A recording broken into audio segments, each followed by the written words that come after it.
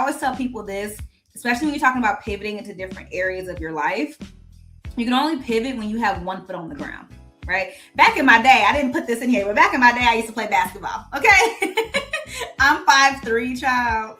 My basketball career was very short-lived. I used to play basketball, and we used to always talk about pivoting. We do all these different drills and exercises. A lot of people want to jump into things, and they want to jump 2 feet in, but you're unstable when you do that. Oftentimes when we're pursuing dual careers, we can do that when things are a little shaky, but everything can't be shaky, y'all. And I always tell creative people, it's hard to be creative when you're broke, okay? It's hard to be creative. Your creative juices don't flow when you are squeezing money out of every opportunity, okay? So if that means you go work at the YMCA, if that means you go work at the library, if that means you go pick up a part-time gig just so you make sure you have consistent money coming in, always get that straight first.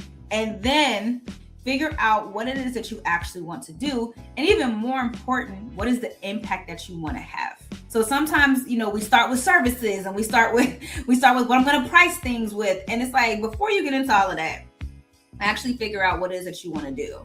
And then you start categorizing different opportunities that way.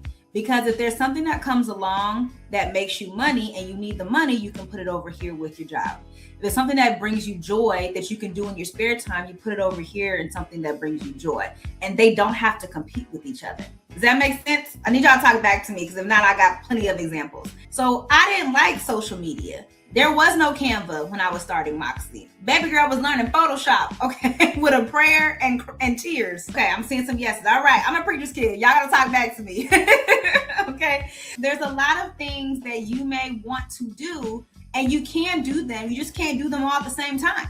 So there's nothing wrong with having something stable. I have worked with Grammy Award winners. I have worked with Emmy Award winners. And I always tell them, go get your bread first. Go get your bread first. There's nothing wrong with that.